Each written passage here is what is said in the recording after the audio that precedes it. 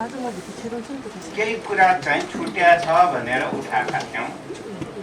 त्यसमध्ये एउटा के हो भने दफा 5 अन्तर्गत नै राख्नु उपयुक्त छ कि दफा 5 यस दफा बमोजिम थाई अनुमति पत्र प्राप्त गर्ने व्यक्तिले नेपालको सार्वभौम सत्ता, भौगोलिक अखण्डता र राष्ट्रिय हित विरुद्ध कुनै कार्य गरेको खण्डमा तोकिएको अधिकारीले ठहरे बमोजिम निजले प्राप्त गरेको थाई अनुमति पत्र रद्द गर्न सक्ने छ भने हामीले रद्द गर्न पनि सक्ने चाहिँ प्रावधान राख्नुपर्छ भने एउटा हो। र अर्को मैले पटक पटक उठाइरहेको छु कि 15 वर्ष बसिसकेपछि जुन नागरिकता प्राप्त गर्ने प्रावधान छ त्यसमा नेपालमा कुनै पनि मुलुकबाट आएका शरणार्थीले जतिसुकै नेपालमा बसे पनि कुनै पनि कारणले नागरिकता पाउने व्यवस्था गर्नु हुँदैन।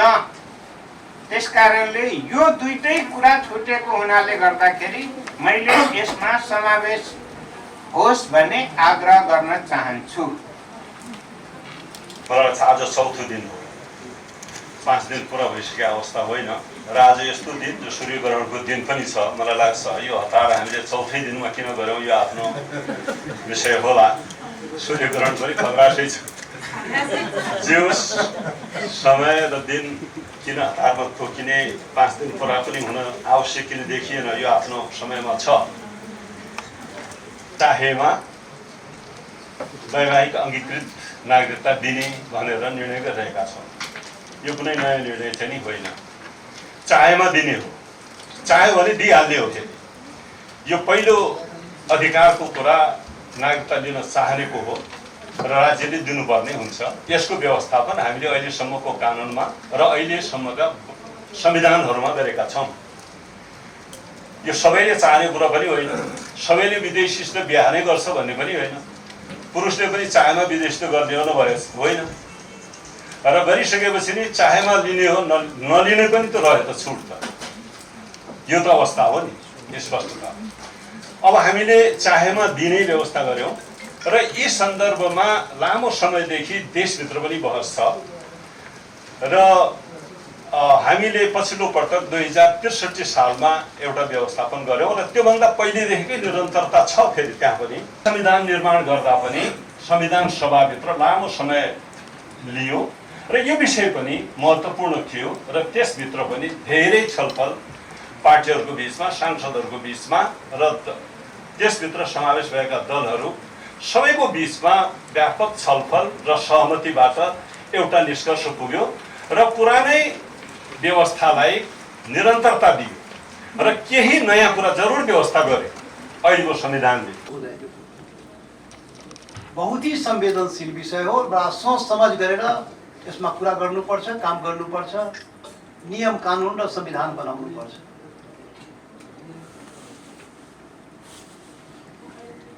लाखौं नागरिक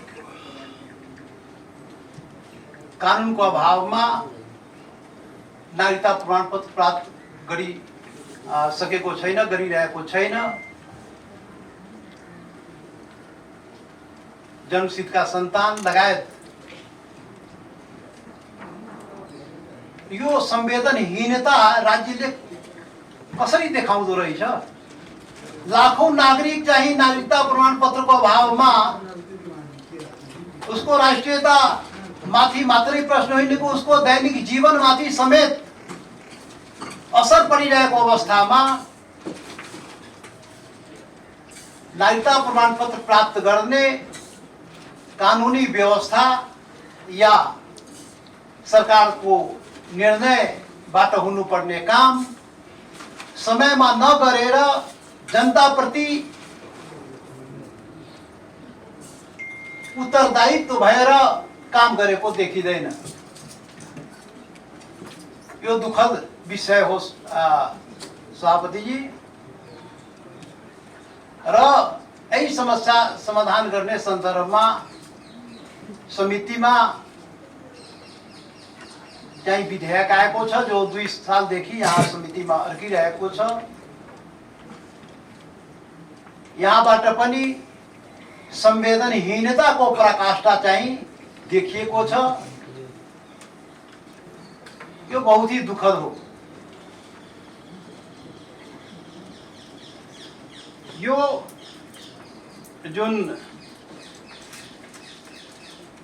विधेयक आएको छ अहिले यो त म बुझ्नै सकेन।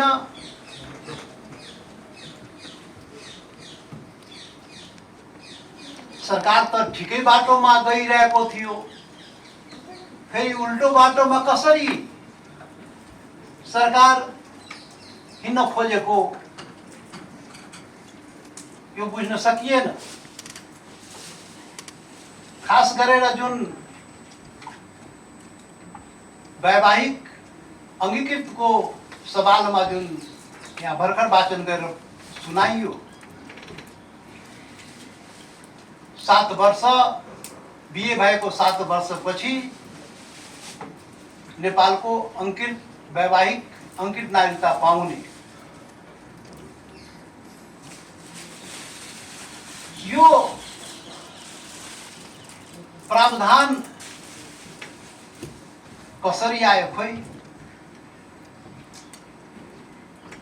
संविधान अहिलेसम्म नेपालको अहिलेसम्म जे जति नियम कानुन र संविधान आजको दिनसम्म बन्यो त्यसमा यस प्रकारको प्रावधान कहिले पनि आएन। वैवाहिक अंकृतको हकमा यति वर्ष पुर्नु पर्ने उति वर्ष पुर्नु पर्ने कहिले पनि प्रावधान आएन। किन नआएको होला? नियम कानुन संविधान बनाउने हाम्रै देशका संसद या सरकारले बनाएको छ अहिलेसम्म। त किन अहिलेसम्म त्यसमा चाहिँ वैवाहिक अंकृतको हकमा चाहिँ यो समय सीमा निर्धारण गर्ने काम गरिएन? के कारण होला? के कारणले संविधान बनाउँदाखेरि संविधानमा समेत यो समय सीमा निर्धारण गरिएन? वैवाहिक अंकृतको हकमा संविधानको 289 धारामा जे बन्देज लगाउनु पर्थ्यो बन्देज लगाइएको छ। त्यहाँ यो 7 वर्षको बन्देज वा कुनै समयको बन्देज संविधानमा लगाइएको छैन भनेपछि नयाँ संविधानमा नबोलेको कुरा अनि नयाँ कुरा कसरी कहाँबाट आयो? ऐन भनेको संविधानको चाहिँ मूल मर्माथि प्रहार हुने गरी ऐन त आउँदैन नि। मान्य सदस्य, बन्देज होइन बजेको चाहिँ समय सकियो भन्ने संकेत हो। होइन त म त पहिले नै भने मलाई बोल्नुपर्छ है, समय चाहिन्छ। फेरि सजग थियो त्यसैले सरकार जुन बिल ल्यायो त्यसमा यो प्रावधान राखेन। सरकार संविधानको प्रावधान मर्मलाई बुझेर यो 7 वर्ष र यति वर्ष उति वर्ष प्रावधान राखेन। त्यसैले संविधानको मर्म विपरीत यो कुरा चाहिँ यहाँ भइरहेको छ। पहिलो कुरा। दोस्रो कुरा, म अघि नै भने अहिलेसम्म यो देशमा वैवाहिक अंकृतको हकमा यो समय सीमा निर्धारण गरिएन। किन नगरिएको होला? त्यसको केही कारण होला नि त। अहिलेसम्मका शासन, अहिलेसम्मका नीति निर्माता अरे केही कारण सम्झेर नगरे होला नि त। के कारण होला? त्यसको एउटा मात्रै कारण हो, यो जुन सम्बन्ध हो नि, यो नियम कानुन संविधान बनाएर मात्रै हुँदैन के। देश र जनताले, देशको जनताले त्यसलाई सहज रूपमा पचाउन सक्ने, सहज रूपमा स्वीकार गर्न सक्ने, सहर्ष चाहिँ त्यसलाई त्यो हाम्रै लागि बन्यो भनेर अनुभूति गर्न सक्ने त्यस्तो नियम कानुन बन्नुपर्छ। र मलाई लाग्छ अहिलेसम्मका सरकार, शासन र संसदले त्यो चाहिँ वैवाहिक अंकृतको हकमा यति वर्ष उति वर्ष किटान नगरेर बिहे हुने बित्तिकै पाउने जुन व्यवस्था गरेको थियो त्यो देशको वास्तविकता जनताको वास्तविकतालाई स्वीकार गरेर गरिएको हो। करोडौं जनताको सम्बन्ध, वैवाहिक सम्बन्ध, बेटी रोटीको सम्बन्ध, सांस्कृतिक सम्बन्ध रहेको छ, दोहोरो सम्बन्ध रहेको छ, यो प्राकृतिक सम्बन्ध रहेको छ। यो सम्बन्धले यो सिंह दरबारले र दिल्ली दरबारले बनाएको सम्बन्ध पनि होइन। यदि भारतको सन्दर्भ भन्ने हो भने या 1% पनि भारत बाहेक त 1% पनि बिहे भएको थियो। जति अधिकतम बिहे त करोडौं मान्छेको त यो खुला सीमा र भारतसँग नै भएको हो नि त। त्यो यो सांस्कृतिक सम्बन्धलाई, त्यो सद्भावलाई बचाइराख्नलाई अहिलेसम्म त्यो व्यवस्था गरिएको कि अहिले हामी त्यो सारा सम्बन्धलाई, सारा व्यवस्थालाई उल्टाउन खोज्या हो। हामी कहाँ कुठाराघात गर्न खोज्या, कहाँ प्रहार गर्न खोज्या हो। करोडौं जनताको भावनालाई यसरी पीडा पुर्याएर, उसको भावनामाथि ठेस पुर्याएर हामी यस प्रकारको कानुन बनाएर के गर्न खोजेको, के हामी भन्न खोजेका हौं। त्यसैले यो किन आयो, कसरी आयो त चाहिँ बुझ्न सकिएन। के राष्ट्रियतासँग पनि जोडिएको कुरा हो र? नागरिकता त राष्ट्रियतासँग त जोडिएको कुरा हो, तर त्यो सम्बन्धले राष्ट्रियतामाथि कहाँ असर परेको छ? त्यो करोडौं जनताको जुन सम्बन्ध हो, वैवाहिक सम्बन्ध, त्यसले नेपालको हाम्रो राष्ट्रियतामाथि कहाँ कहिले खलल पुर्याएको छ? अरे राष्ट्रियतामाथि खलल पुर्याएको कुरा त अस्तिमा संसदमा भनेको थियो नि। यहाँ राष्ट्रघात गर्नेहरू यहाँ बसिरहेको छ, यहाँ चाहिँ नाङ्गो पारेर चाहिँ त्यसलाई पर्दाफास गरेर दण्डित गर्नुपर्छ भनेको थियो संसदमा। यहाँ पनि भन्न चाहन्छु। त्यसैले त्यसले राष्ट्रियतामाथि कहाँ प्रभाव पारेको छ? वैवाहिक सम्बन्धले गरेको छैन भने त्यसलाई अपराध, त्यसलाई दण्डित के कामको लागि दण्डित गर्न खोज्या जनतालाई? त्यो सम्बन्धलाई किन दण्डित गर्न खोज्या हो? र यो बहुत संवेदनशील विषय हो। त्यसैले यसमाथि हामी गम्भीरतासँग सोच्नै पर्छ। त्यो जनस्तरको सम्बन्धलाई टुटाउने काम गर्नु हुँदैन। त्यति मात्र होइन, यसले त के गर्छ भने परिवारभित्र राष्ट्रियता विभाजन गर्ने काम पनि यसले ल्याउँछ। एउटै परिवारमा विभिन्न राष्ट्रियता। अरे घर उता के अरे हाम्रो छोरी उता जाउन्, चाहे उताको छोरी यता आउन्, त्यो त आफ्नो सबै त्याग गरेर चाहिँ पतिसँग जीवन मरणको चाहिँ त्यो गरेर गएको हुन्छ नि त। अनि त्यही घरमा आएर फेरि चाहिँ दुईवटा राष्ट्रियता, विभाजित राष्ट्रियता परिवारमा देखिने, यसले त राम्रो थोरै गर्छ। बारबरा भन्ने एक अमेरिकी महिला नेपालमा 40-50 वर्ष बसे होला। नागरिकता लिन धेरै प्रयास गरिन् तर पाएनन्। नागरिकता चाहिँ बसको टिकट र सिनेमाको टिकट होइन, त्यो विचार गर्नु होला। र अर्को, अमेरिकी नागरिक कुकसँग सिक्किमका राजाले बिहा गरेकै कारण सिक्किम गुमेको बारे सरकार सचेत हुनुपर्छ।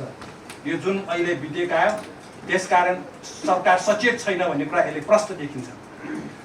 र यो विधेयकमा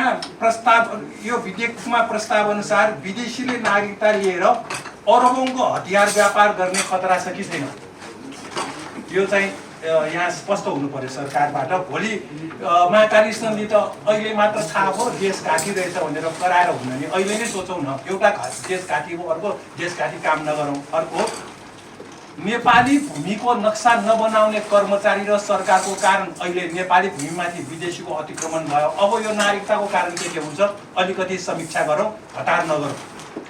र अर्को, अघि जे भयो योभन्दा अगाडि, यो विधेयक पारित हुनुभन्दा अगाडि जे भयो, नागरिकता जसले पायो त्यसलाई अब हामीले बर्डर गर्ने कुरो छानबिन गरेर केही भयो भने मात्रै हो। अब उपरान्त यसमा एउटा राख्नुपर्ने, निर्वाचित मनोनित प्रशासनमा वंशज नेपाली नागरिक संलग्न हुने कानुनी प्रावधान चाहियो। हिजोकोले पाउने भयो, अब उपरान्त वंशजले मात्र पाउँछ। अब उपरान्त नयाँ किसिमको नागरिकता आयो भने यो 3 थरीमा वंशजले पाउने भनेर आउनु पर्यो। एक पास गर्यो, जनताको कटघरामा उभिनुपर्छ, त्यो दिन आउँछ कुनै दिन। कसलाई यसको स्पष्टीकरण दिनुपर्छ, उभिनुपर्छ, त्यो दिन आउँछ। त्यसकारण हतार गर्नुहुन्न। एक छलफल गर्नुपर्छ। धन्यवाद। र छोटोमा मैले भन्दाखेरि जो मैले अहिले समय मागेँ, यो समितिले संसदले चाहिँ यो नागरिकता विधेयक कहिलेसम्म चाहिँ यसलाई पारित गर्ने हो चाहिँ, कहिलेसम्म तपाईँहरूले चाहिँ आफ्नो चाहिँ स्थिति चाहिँ स्पष्ट गर्ने हो चाहिँ भन्ने कुरा चाहिँ तपाईँहरूबाट नै स्पष्ट होस् भन्ने जिज्ञासा सरकारको तर्फबाट चाहिँ राख्नको लागि मैले समय मागेको हुँ। निश्चय पनि यो नागरिकता विधेयक सम्बन्धमा हाम्रो 2 वर्षदेखि झन्डै अब छलफल चलिरहेको छ। सरकारले आफ्नो भूमिका विधेयक ल्याउने सरकारको जिम्मेवारी थियो र सरकारले त्यो जिम्मेवारी पुरा गर्यो र जो विधेयक आएको छ प्रस्तावित विधेयक चाहिँ सरकारको धारणा त्यही हो चाहिँ, त्यसमा नै स्पष्ट छ भन्ने मलाई लाग्छ। चाहिँ यो पटक पटक यो कुरा उठेको थियो सरकारको धारणा के हो भन्ने कुरामा, स्वयं यो विधेयक नै सरकारको धारणा हो नि त र सरकारले त्यो जिम्मेवारी पुरा गरेछ। अब चाहिँ यो नागरिकता विधेयक रूपी बल चाहिँ अब समिति व्यवस्थापक संसदको कोर्टमा आइपुगेको छ। अब चाहिँ यो विधेयकलाई चाहिँ यो प्रस्तावलाई चाहिँ पारित गर्ने, यो विधेयकलाई चाहिँ सच्याउने, परिमार्जन गर्ने, संशोधन गर्ने जिम्मेवारी चाहिँ अब संसद र माननीयजीहरूको काँधमा आएको छ। किनभने यो ऐन निर्माता सरकार होइन चाहिँ, कार्यपालिका चाहिँ ऐन कानुन निर्माता होइन, त्यो व्यवस्थापिका संसद नै चाहिँ ऐन निर्माता, विधि निर्माताहरू उनीहरू हुन्छ। त्यस कारणले त्यो जिम्मेवारी त तपाईँहरूको हो चाहिँ, तपाईँहरूले त्यो जिम्मेवारीबारे आफ्नो चाहिँ स्थिति स्पष्ट गर्नु पर्यो। यत्रो 2 वर्षसम्म तपाईँहरूले आफ्नो स्थिति चाहिँ स्पष्ट गर्न सक्नु भएको छैन। अब सरकारको भूमिका त अब सहयोगी र एउटा सहजकर्ताको रूपमा नै अहिले चाहिँ छ अहिले, र त्यो भूमिका हामीले गरिरहेका छौँ। र यहाँ अस्ति पनि कुरा भयो चाहिँ कि यसलाई सहमतिसम्म पुर्याउनको निम्ति सरकारले अलिकति सहजीकरण गरोस् भन्ने हामीले त्यो भूमिका गऱ्यौँ। किन अहिलेको व्यवस्था दलीय व्यवस्था हो, दलहरूले चाहिँ जनताको प्रतिनिधित्व गर्छन् चाहिँ।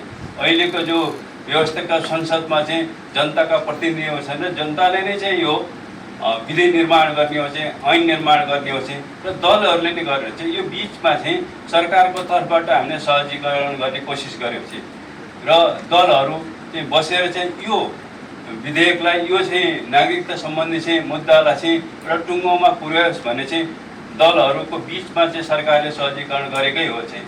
तर यो बिचमा सहजीकरण गर्दाखेरि चाहिँ एउटा सहमतिमा पुग्न सकेन चाहिँ, र आज चाहिँ हामी यो त्यस कारणले यसलाई छिटो टुङ्ग्याओस् भन्ने जनताको पनि माग हो चाहिँ, हामी सबैको हो चाहिँ। त्यस कारणले चाहिँ हाम्रो चाहिँ सरकारको तर्फबाट भन्दाखेरि यसलाई छिटोभन्दा छिटो टुङ्ग्याएको छ चाहिँ।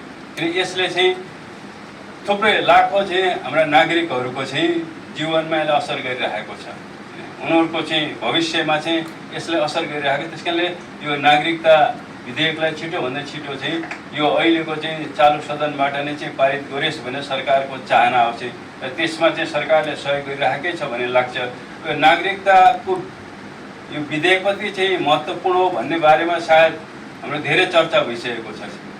सबै ऐनहरू महत्त्वपूर्ण नै हुन्छन्, तर यो नागरिकता ऐन चाहिँ सर्वाधिक महत्त्वपूर्ण हो भन्ने कुरामा पनि, यो अति संवेदनशील विषय हो भन्ने कुरामा पनि हामीमा कुनै मतभेद छैन चाहिँ। हामी त्यसमा एउटै ठाउँमा छौँ भन्ने लाग्छ चाहिँ। नागरिकता त्यो जनताको चाहिँ त्यसको अस्तित्व, उसको पहिचान, उसको प्रगतिसित चाहिँ, उसको समृद्धिसित चाहिँ अभिन्न रूपमा जोडिएको छ।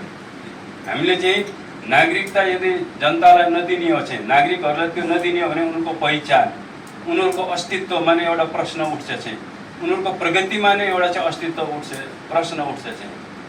अङ्गीकृत नागरिकता चाहिँ यो नागरिकहरूको व्यक्तिको चाहिँ अस्तित्व, पहिचान र प्रगतिसित भन्दा पनि यो राष्ट्रको अस्तित्वसित जोडिएको प्रश्न हो चाहिँ।